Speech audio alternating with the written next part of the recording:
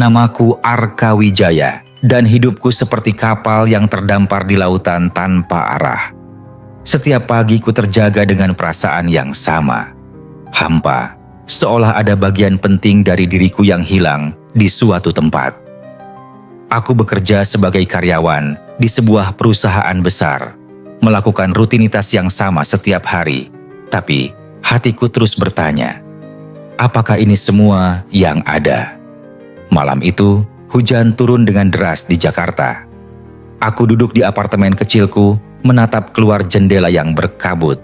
Tetes air hujan menggambar pola-pola acak di kaca, seperti air mata alam semesta yang menangis untuk jiwa-jiwa yang tersesat. Di tengah keheningan malam, tiba-tiba ponselku berdering. Nomor tak dikenal. Dengan ragu, kuangkat panggilan itu. Selamat datang di Pelita Tidur. Jangan lupa untuk subscribe, like, dan share cerita ini agar lebih banyak orang bisa ikut hanyut dalam dunia misteri malam ini. Halo Arka, suara perempuan tua di seberang sana terdengar misterius, seolah dia telah mengenalku sejak lama. Aku tahu kamu sedang mencari sesuatu yang hilang. Jantungku berdebar. Siapa ini? Bagaimana Anda tahu nama saya? Namaku Nyai Sari Dewi. Dan aku tahu kamu membutuhkan sesuatu yang telah hilang dari dunia ini. Sesuatu yang disebut cermin jiwa. Cermin jiwa? Ulangku dengan bingung. Hujan semakin deras, seolah alam sedang mendengarkan percakapan aneh ini. Nyai Sari Dewi terkekeh lembut. Anak muda, kamu merasakan kekosongan itu, bukan? Seolah hidupmu hanya menjalani gerakan tanpa makna. Itu karena kamu belum menemukan kekuatan sejati yang ada dalam pikiranmu. Kata-katanya tepat mengenai inti permasalahanku. Aku memang merasa seperti boneka yang digerakkan oleh tali-tali kehidupan tanpa kendali atas takdirku sendiri. Cermin jiwa adalah artefak kuno yang tersembunyi di Candi Borobudur. Lanjutnya, ia memiliki kekuatan untuk menunjukkan kepada seseorang bagaimana menciptakan realitas dari kekuatan pikiran. Tapi, suaranya menurun menjadi bisikan. Tidak semua orang mampu menemukannya. Hanya mereka yang benar-benar siap untuk mengubah takdir mereka sendiri. Petir menyambar di kejauhan, menerangi wajahku yang pucat. Mengapa Anda memberitahu saya ini? Karena kamu adalah salah satu dari mereka yang terpilih, Arka. Jiwamu berteriak meminta kebebasan dari penjara kehidupan biasa-biasa saja. Besok pagi, jika kamu berani, datanglah ke stasiun Tugu Yogyakarta. Carilah seorang laki-laki tua dengan tongkat kayu berukir naga. Dia akan membawamu ke tahap pertama perjalananmu. Sebelum aku bisa menjawab, sambungan terputus. Aku menatap ponsel dengan tangan bergetar, merasakan sesuatu yang belum pernah kurasakan sebelumnya. Harapan yang bercampur ketakutan. Fajar belum sepenuhnya menyingsing ketika aku tiba di stasiun Tugu Yogyakarta.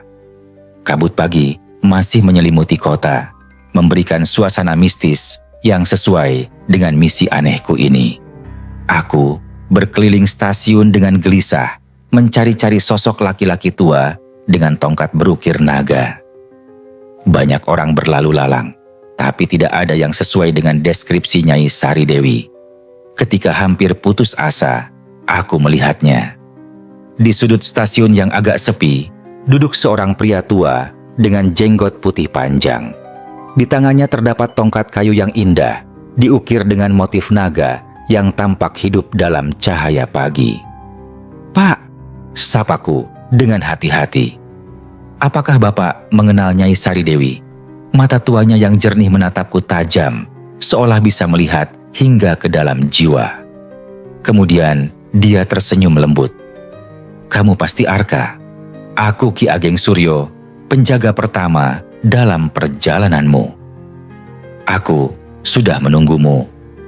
Dia bangkit dengan gerakan yang mengejutkan lincah untuk seseorang seusianya.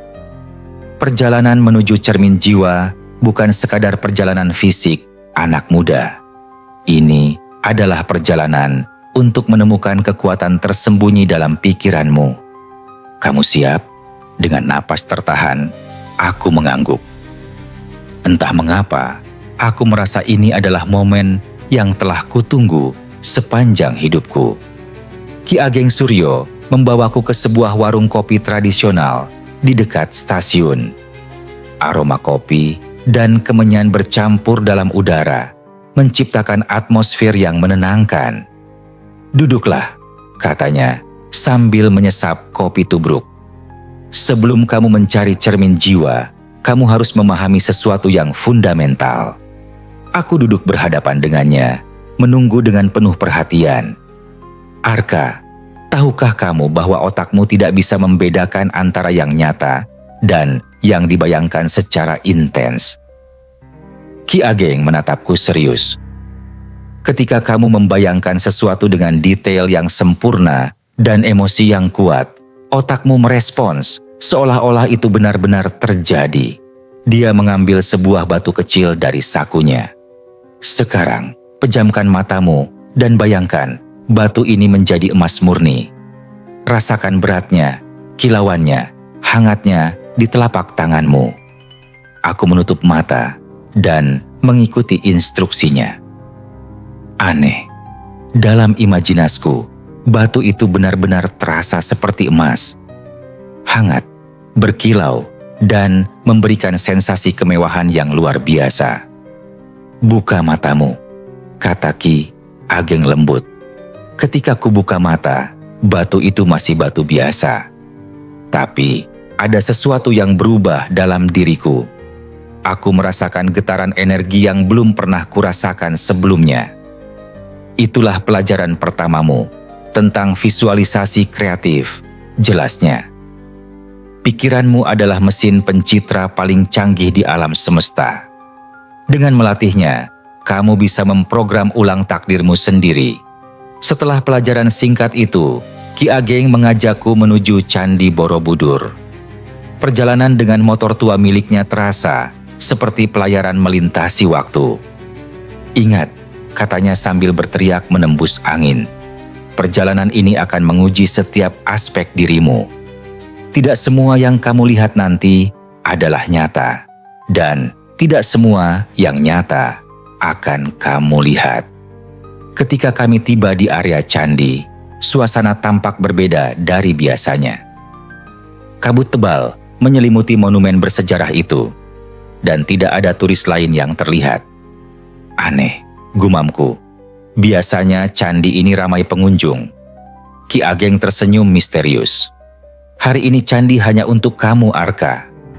Alam semesta telah mengaturnya." Kami berjalan menuju candi, dan tiba-tiba aku merasakan sensasi aneh. Tanah di bawah kakiku terasa bergetar lembut, dan udara di sekitar kami semakin dingin.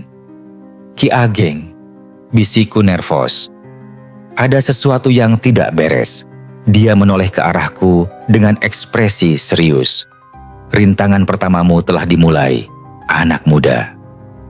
Kamu harus membuktikan bahwa kamu benar-benar siap untuk menemukan cermin jiwa." Tiba-tiba, dari dalam kabut tebal, muncul sosok-sosok bayangan gelap yang bergerak menuju kami dengan gerakan menakutkan. Bayangan-bayangan gelap itu semakin mendekat, dan aku bisa merasakan aura negatif yang menguar dari mereka. Jantungku berdebar kencang, tapi Ki Ageng tetap tenang. "Jangan takut," katanya dengan suara yang menenangkan. "Mereka adalah manifestasi dari keraguanmu sendiri. Satu-satunya cara mengalahkan mereka adalah dengan kekuatan visualisasi." "Bagaimana caranya?" tanyaku panik, melihat bayangan-bayangan itu semakin dekat. "Tutup matamu dan bayangkan dirimu dikelilingi oleh cahaya putih yang sangat terang," instruksinya. "Rasakan kehangatan dan perlindungannya. Percayai bahwa cahaya itu lebih kuat dari kegelapan apapun." Aku menutup mata dengan erat dan mulai memvisualisasikan. Awalnya sulit karena ketakutan terus mengganggu konsentrasiku. Tapi perlahan aku mulai merasakan kehangatan di dada. Dalam pikiranku, aku melihat cahaya putih keemasan yang sangat indah menyelimuti tubuhku. Cahaya itu tidak hanya melindungi, tapi juga memberiku kekuatan dan keyakinan yang luar biasa. Ketika ku buka mata, bayangan-bayangan gelap itu telah menghilang. Yang tersisa hanya kabut tipis yang perlahan terbawa angin. Hebat, puji Ki Ageng dengan bangga. Kamu telah melewati ujian pertama. Kamu sudah mulai memahami bahwa pikiranmu memiliki kekuatan nyata untuk mengubah realitas. Aku menatap tanganku yang masih bergetar, tapi kali ini bukan karena takut, melainkan karena merasakan energi baru yang mengalir dalam tubuhku. Kabut semakin menipis dan Candi Borobudur tampak berbeda dari biasanya. Batu-batu kunonya seolah bersinar dengan cahaya keemasan yang lembut, dan ukiran-ukiran di dindingnya tampak bergerak seperti hidup. Sekarang kita memasuki fase yang lebih dalam, kata Ki Ageng sambil melangkah menuju tangga candi.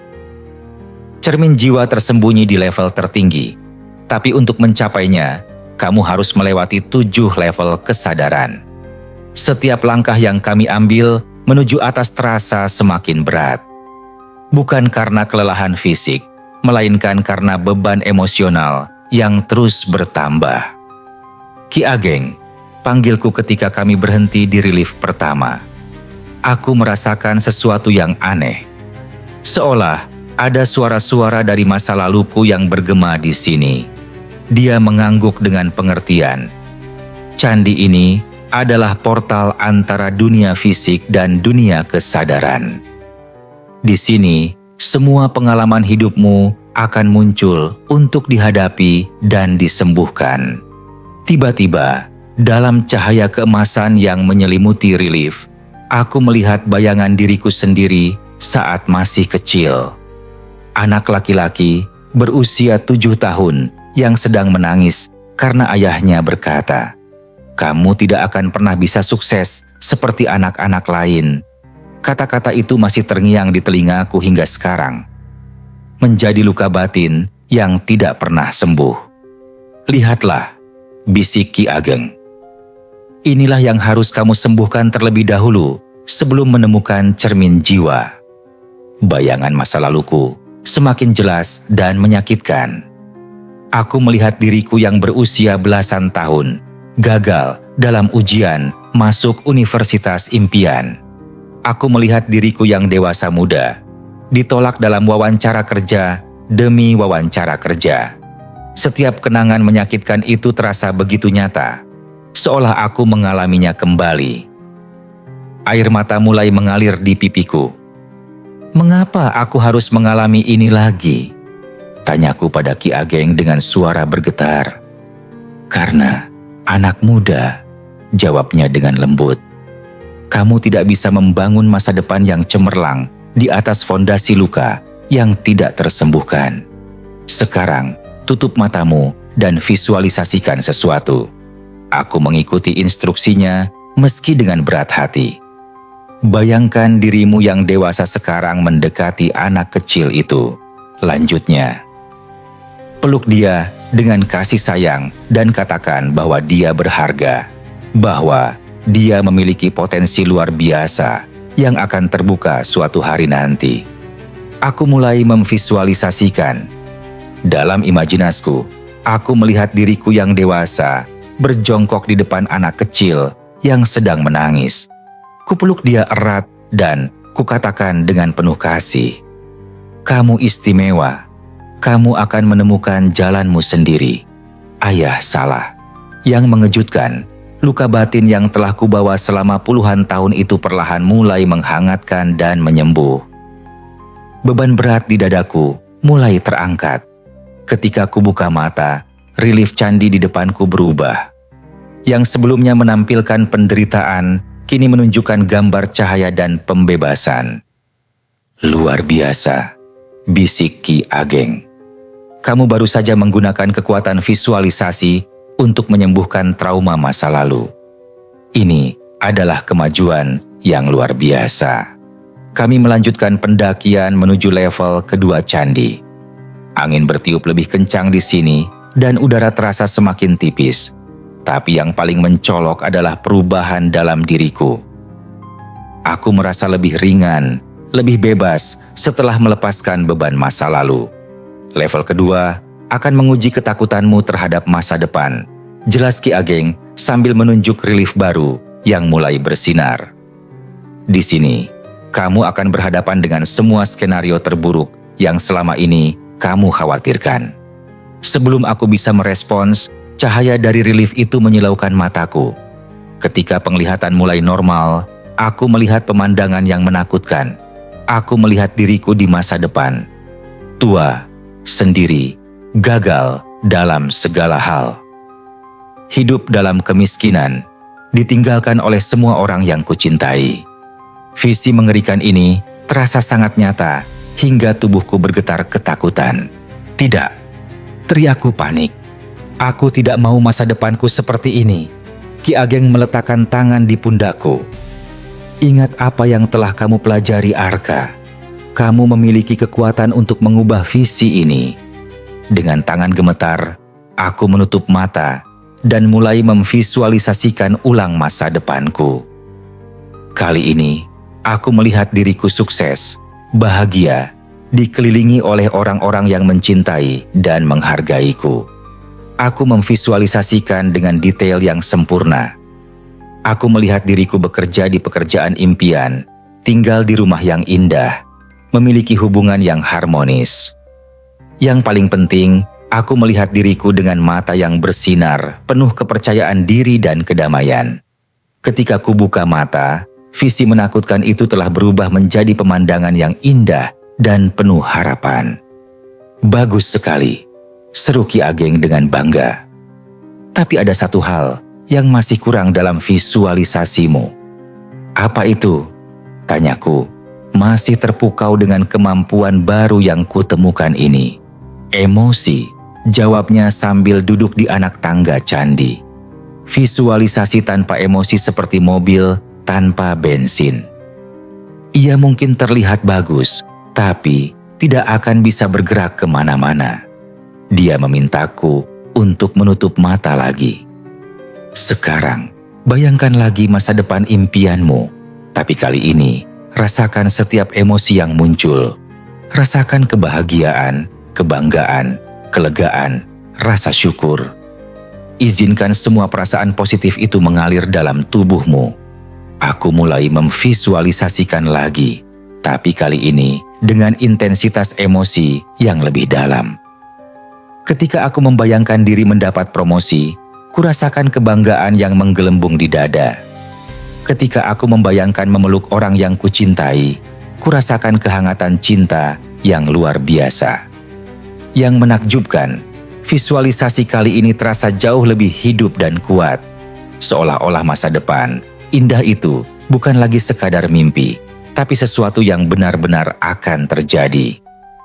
Luar biasa, bisik Ki Ageng. Sekarang kamu mulai memahami kekuatan sebenarnya dari visualisasi kreatif. Emosi adalah jembatan antara pikiran dan realitas. Tiba-tiba, batu-batu candi di sekitar kami mulai bergetar lembut. Seolah merespons energi yang baru saja ku bangkitkan. Apa yang terjadi? Tanyaku heran. Ki Ageng tersenyum misterius. Alam semesta mulai merespons frekuensi energimu yang baru. Kamu sedang belajar berbicara dalam bahasa penciptaan.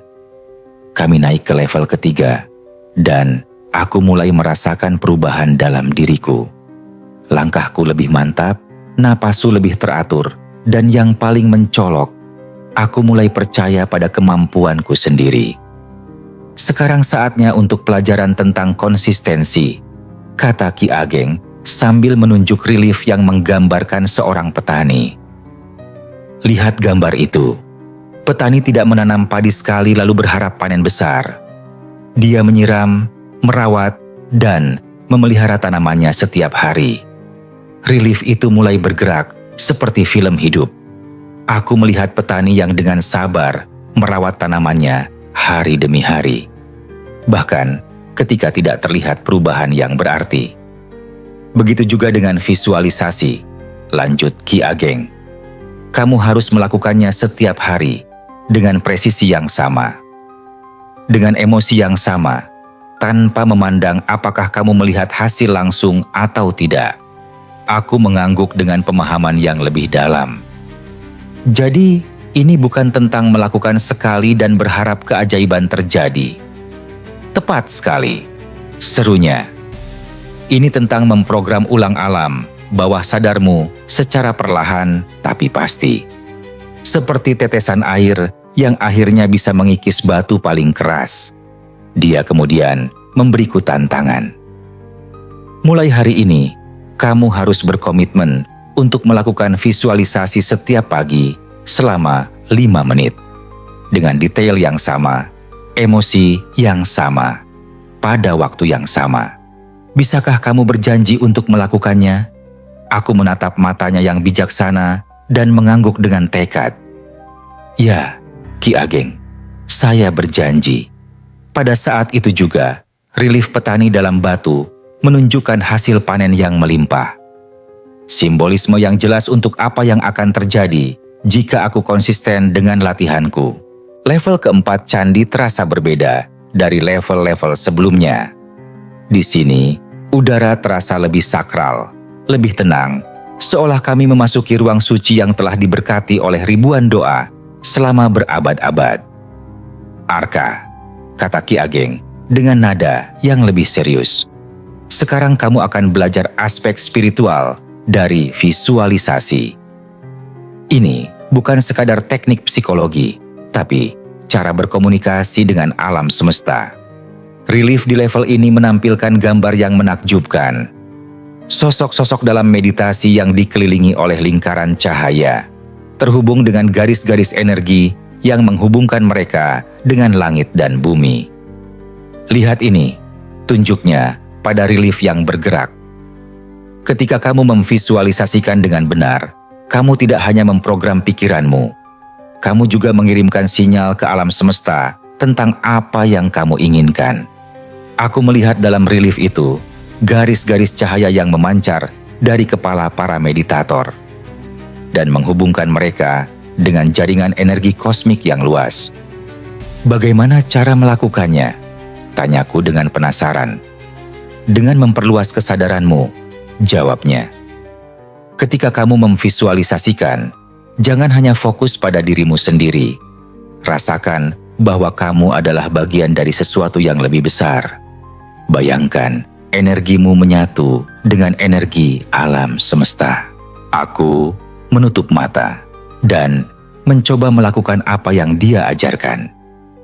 Perlahan, aku merasakan batas-batas tubuhku mulai mengabur. Aku merasa terhubung dengan sesuatu yang tak terbatas. Sebuah kesadaran kosmik yang penuh cinta dan kebijaksanaan. Dalam keadaan itu, visualisasiku tentang masa depan terasa jauh lebih kuat dan otentik. Seolah-olah alam semesta sendiri yang membantu aku menciptakan visi itu.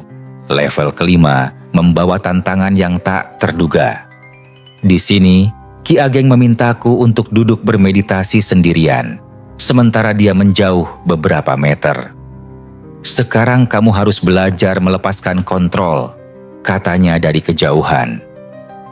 Selama ini kamu belajar bagaimana memvisualisasikan dan menciptakan. Tapi ada satu hal yang lebih penting. Belajar percaya bahwa alam semesta akan mengatur caranya sendiri. Aku duduk bersila di hadapan relief yang menampilkan lautan tak berujung. Angin bertiup kencang, dan tiba-tiba aku merasakan keraguan besar menyerang pikiranku. Bagaimana jika semua ini tidak berhasil? Bisikku pada diri sendiri. Bagaimana jika aku hanya membuang waktu dengan hal-hal mistis ini? Keraguan itu semakin menguat, dan aku mulai panik. Visualisasiku tentang masa depan yang indah mulai redup dan kabur. Aku merasa seperti tenggelam dalam lautan ketidakpastian. Ki Ageng, teriakku, tapi suaraku tertelan angin. Dalam kepanikan itu, tiba-tiba aku ingat pelajarannya tentang melepaskan kontrol. Dengan napas dalam-dalam, aku berkata pada diri sendiri, "Baiklah, alam semesta, aku menyerahkan semuanya padamu. Aku percaya bahwa kamu tahu jalan terbaik untuk mewujudkan impianku." Pada saat itu juga, keajaiban terjadi. Keraguan dan ketakutanku mulai mencair, digantikan oleh perasaan damai yang mendalam.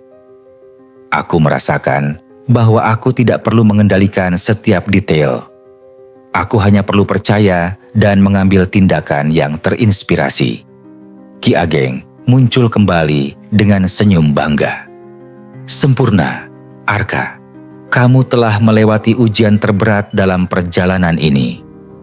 Sekarang saatnya untuk pelajaran yang paling krusial," kata Ki Ageng sambil menunjuk relief yang menampilkan seorang pandai besi.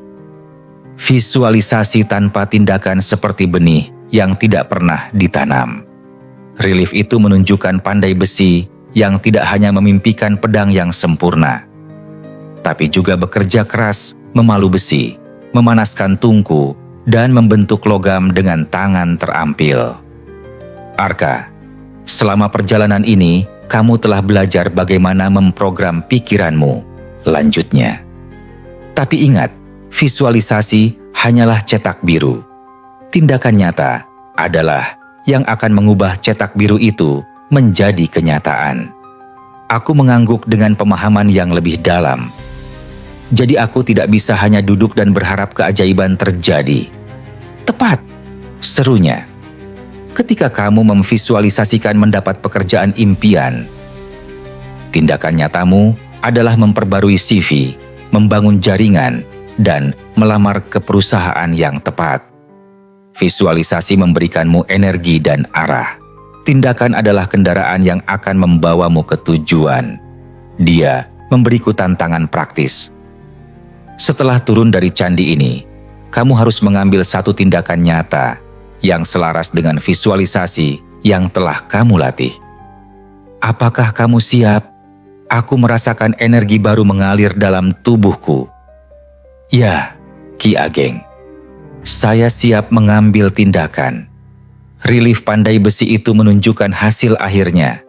Sebuah pedang yang berkilau sempurna. Hasil dari kombinasi impian dan kerja keras.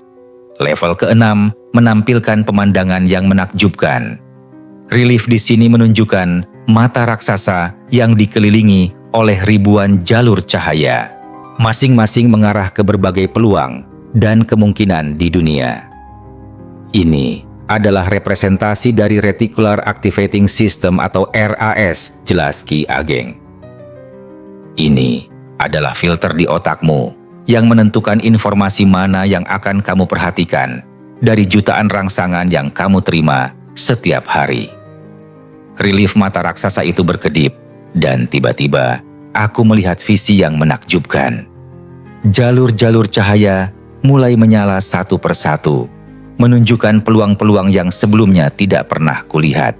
Ketika kamu memvisualisasikan tujuanmu secara konsisten, lanjut Ki Ageng, kamu memprogram ras untuk menjadi sensitif terhadap segala hal yang berhubungan dengan tujuan itu. Tiba-tiba, kamu akan mulai melihat peluang di mana-mana. Untuk membuktikan hal ini, dia memberiku contoh sederhana. Coba pikirkan mobil warna merah. Bayangkan secara detail. Sekarang, dalam perjalanan pulang nanti, perhatikan berapa banyak mobil merah yang akan kamu lihat. Yang menakjubkan, dalam visualisasiku tentang masa depan yang sukses, aku mulai melihat jalur-jalur cahaya baru yang menunjukkan berbagai kemungkinan untuk mencapai tujuan itu. Peluang-peluang yang sebelumnya tak terlihat kini menjadi jelas. Luar biasa, bisikku terpesona. Jadi visualisasi juga membantu kita melihat peluang yang sudah ada. Persis, jawab Ki Ageng dengan antusias. Peluang itu selalu ada di sekitar kita. Visualisasi hanya membuat mata batinmu terbuka untuk melihatnya. Kami akhirnya tiba di level ke-7, level tertinggi Candi Borobudur. Di sini, udara terasa sangat tipis dan sakral. Pemandangan dari atas candi sangat menakjubkan. Seluruh Yogyakarta terbentang di bawah kami seperti permadani emas yang berkilau. "Sekarang Arka," kata Ki Ageng dengan suara yang penuh khidmat. "Kamu sudah siap untuk bertemu dengan cermin jiwa. Tapi sebelum itu, aku ingin kamu melakukan satu visualisasi terakhir." Aku duduk bersila di pusat stupa utama, dikelilingi oleh stupa-stupa kecil yang menjulang seperti penjaga spiritual. Angin bertiup lembut, membawa aroma dupa dan bunga-bunga sakral. "Visualisasikan dirimu 1 tahun dari sekarang," instruksinya. Tapi kali ini, jangan hanya fokus pada pencapaian materi. Visualisasikan transformasi total dalam dirimu. Bagaimana kamu berpikir, merasa, dan berinteraksi dengan dunia. Aku menutup mata dan mulai memvisualisasikan. Yang kulihat sungguh menakjubkan. Aku melihat diriku dengan mata yang bersinar penuh keyakinan, berjalan dengan langkah mantap, berbicara dengan suara yang kuat dan yakin. Aku melihat diriku tidak lagi takut mengambil risiko, tidak lagi meragukan kemampuan sendiri. Aku melihat diriku membantu orang lain untuk menemukan kekuatan mereka sendiri, menjadi sumber inspirasi dan harapan bagi lingkungan sekitar. Yang paling menakjubkan, visualisasi kali ini terasa sangat nyata. Seolah-olah transformasi itu sudah terjadi, dan aku hanya perlu melangkah ke dalam realitas baru itu. "Sempurna," bisik Ki Ageng. "Sekarang kamu benar-benar siap." Ki Ageng menuntunku menuju stupa terbesar di pusat level ke-7. Stupa itu tampak berbeda dari yang lain. Permukaannya berkilau seperti kristal, dan dari dalamnya memancar cahaya keemasan yang lembut. "Disinilah cermin jiwa tersembunyi selama berabad-abad," katanya sambil meletakkan tangan di permukaan stupa. Tapi ingat, cermin jiwa bukanlah objek fisik. Ia adalah refleksi dari transformasi yang telah terjadi dalam dirimu. Stupa itu mulai bergetar lembut, dan tiba-tiba bagian atasnya terbuka, seperti bunga teratai yang mekar. Dari dalamnya muncul cahaya yang sangat terang, namun tidak menyilaukan. Di tengah cahaya itu, aku melihat sebuah cermin bundar yang terbuat dari kristal murni. Permukaannya tidak memantulkan wajahku seperti cermin biasa, melainkan menunjukkan visi dari semua potensi terbaik yang ada dalam diriku. "Sentuh cermin itu," bisik Ki Ageng, "dan rasakan kekuatan sejati yang selama ini tersembunyi dalam jiwamu." Dengan tangan bergetar karena haru, aku menyentuh permukaan cermin itu. Pada saat itu juga, gelombang energi yang luar biasa mengalir ke seluruh tubuhku. Aku merasakan semua pelajaran yang telah kupelajari selama perjalanan ini menyatu menjadi satu kesadaran utuh. Aku mengerti. Cermin jiwa bukanlah artefak ajaib yang akan mengubah hidupku secara instan. Cermin jiwa adalah simbol dari kemampuanku sendiri untuk melihat dan menciptakan realitas melalui kekuatan pikiran dan visualisasi. "Sekarang kamu telah menemukannya," kata Ki Ageng dengan bangga. "Cermin jiwa akan selalu bersamamu karena ia adalah bagian dari dirimu sendiri." Perjalanan turun dari candi terasa berbeda dari pendakian tadi. Langkahku lebih ringan, pikiranku lebih jernih, dan yang paling penting, aku merasa memiliki tujuan yang jelas dalam hidup. "Ingat Arka," kata Ki Ageng ketika kami sampai di kaki candi. "Perjalanan yang sesungguhnya baru saja dimulai. Kamu telah mendapat alat-alat yang diperlukan. Sekarang saatnya untuk menggunakannya dalam kehidupan sehari-hari." Dia memberiku sebuah buku kecil yang terbuat dari daun lontar. Ini adalah panduan untuk melanjutkan latihan visualisasi. Gunakanlah dengan bijak. Ketika aku membuka buku itu, aku melihat rangkuman dari semua pelajaran yang telah kupelajari. 1. Presisi. Visualisasikan dengan detail yang sempurna. 2. Perasaan. Rasakan emosi seolah impian telah terwujud. 3. Pengulangan. Lakukan setiap hari dengan konsisten. 4. Tindakan. Ambil langkah nyata yang selaras dengan visi. 5. Kepercayaan. Percayai pada proses dan lepaskan kontrol. Terima kasih, Ki Ageng, kataku dengan hati yang penuh syukur. Perjalanan ini telah mengubah hidupku selamanya. Dia tersenyum dengan mata yang berbinar. Ini baru permulaan, anak muda. Sekarang pergilah dan tunjukkan pada dunia transformasi yang telah terjadi dalam dirimu. 3 bulan setelah perjalanan ke Borobudur, hidupku benar-benar berubah. Setiap pagi, tepat jam 5.30, aku melakukan ritual visualisasi selama 15 menit. Dengan mata tertutup, aku memvisualisasikan hari yang produktif dan bermakna. Perubahan pertama yang kurasakan adalah dalam cara aku melihat peluang. Tiba-tiba, aku mulai memperhatikan hal-hal yang sebelumnya luput dari pandanganku. Lowongan pekerjaan yang sempurna, orang-orang yang bisa membantuku berkembang, bahkan peluang investasi kecil-kecilan yang menguntungkan. Suatu hari, ketika aku sedang memvisualisasikan diri bekerja di perusahaan impian, teman lama menelponku dan menawarkan posisi yang persis seperti yang kuvisualkan. Kebetulan? Mungkin.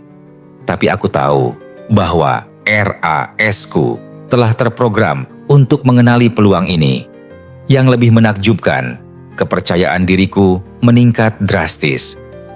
Dalam wawancara kerja, aku tidak lagi gugup karena dalam pikiranku, aku sudah ribuan kali berhasil melewati situasi serupa melalui visualisasi. Aku mendapat pekerjaan itu. Gaji yang ditawarkan bahkan lebih tinggi dari yang kuvisualkan. Tapi yang paling membahagiakan adalah perasaan bahwa aku akhirnya hidup sesuai dengan potensi sejatiku. Terima kasih, Ki Ageng. Terima kasih, cermin jiwa, bisikku setiap malam sebelum tidur. Setahun kemudian, hidupku telah bertransformasi total. Bukan hanya dari segi karir dan finansial, tapi yang paling penting adalah transformasi inner yang terjadi dalam diriku. Aku tidak lagi merasa seperti korban dari keadaan. Sebaliknya, aku merasa sebagai co-creator aktif dari realitasku sendiri. Setiap tantangan yang datang kuhadapi dengan keyakinan bahwa aku memiliki kekuatan untuk mengatasinya. Yang mengejutkan, orang-orang di sekitarku mulai meminta nasihat tentang bagaimana aku bisa berubah drastis. Mereka melihat cahaya baru di mataku, keyakinan dalam langkahku, dan energi positif yang kupancarkan. Aku mulai berbagi ilmu visualisasi kreatif yang kupelajari. Pertama, hanya dengan teman-teman terdekat, kemudian dengan kolega di kantor, dan akhirnya aku mulai mengadakan workshop kecil-kecilan. Melihat transformasi yang terjadi pada orang-orang yang kubimbing memberiku kepuasan yang tak terhingga. Seorang ibu rumah tangga yang memvisualisasikan usaha kecil-kecilan, kini memiliki bisnis catering yang sukses. Seorang fresh graduate yang merasa putus asa, kini bekerja di startup impiannya setelah menerapkan teknik visualisasi. Suatu malam, ketika aku sedang meditasi seperti biasa, aku merasakan kehadiran hangat yang familiar. Dalam visi meditasiku, aku melihat Ki Ageng tersenyum bangga. "Kamu telah menemukan tujuan sejatimu, Arka," bisiknya. "Kamu tidak hanya mengubah hidupmu sendiri, tapi juga menjadi cahaya yang membantu orang lain menemukan jalannya." Aku tersenyum dalam meditasi. Terima kasih telah menunjukkan jalan, Ki Ageng. Sekarang aku mengerti. Cermin jiwa memang ada dalam diri setiap orang. Tugasku hanya membantu mereka menemukannya. Nama saya Arka Wijaya, dan hari ini saya berdiri di depan Candi Borobudur sebagai orang yang benar-benar berbeda. Perjalanan saya dimulai dari kehampaan dan keputusasaan, tapi berakhir dengan penemuan kekuatan terbesar yang dimiliki setiap manusia. Kekuatan untuk menciptakan realitas melalui pikiran. Visualisasi kreatif bukan sekadar teknik motivasi atau metode self-help yang kosong. Ini adalah ilmu spiritual yang telah dipraktikkan oleh orang-orang bijak selama ribuan tahun. Ini adalah cara kita berkomunikasi dengan alam semesta dalam bahasa penciptaan. Setiap hari, saya masih melakukan ritual visualisasi. Setiap hari, saya masih merasakan keajaiban kecil-kecil yang terjadi. Ketika realitas mulai menyesuaikan diri dengan visi yang konsisten, saya tanamkan dalam pikiran. Tapi, yang paling berharga dari semua ini adalah kesadaran bahwa kita semua memiliki cermin jiwa dalam diri kita masing-masing. Kita semua memiliki kekuatan untuk mengubah takdir, untuk bangkit dari keputusasaan, dan untuk menciptakan kehidupan yang penuh makna. Jika Anda yang mendengarkan cerita ini merasa terpanggil, jika hati Anda bergema dengan perjalanan saya, maka ketahuilah bahwa Anda juga adalah salah satu dari jiwa-jiwa yang terpilih. Anda juga memiliki kekuatan untuk mengubah hidupmu. Mulailah hari ini, mulailah sekarang. Luangkan waktu 5 menit setiap pagi untuk memvisualisasikan kehidupan terbaik yang bisa Anda bayangkan. Rasakan dengan segenap hati, lakukan dengan konsisten, dan yang paling penting, percayailah pada proses alam semesta. Cermin jiwa menunggu untuk ditemukan dalam diri Anda. Perjalanan menuju transformasi total sudah dimulai pada saat Anda memutuskan untuk percaya bahwa Anda layak untuk hidup dalam realitas yang lebih indah. Terima kasih sudah mendengarkan hingga akhir. Jika kamu suka dengan cerita ini, dukung channel Pelita Tidur dengan subscribe, like, dan share. Sampai jumpa di cerita selanjutnya, dan semoga malam ini menjadi malam penuh ketenangan dan awal dari transformasi besar dalam hidup Anda. Cahaya cermin jiwa akan selalu bersinar dalam setiap hati yang berani bermimpi dan bertindak.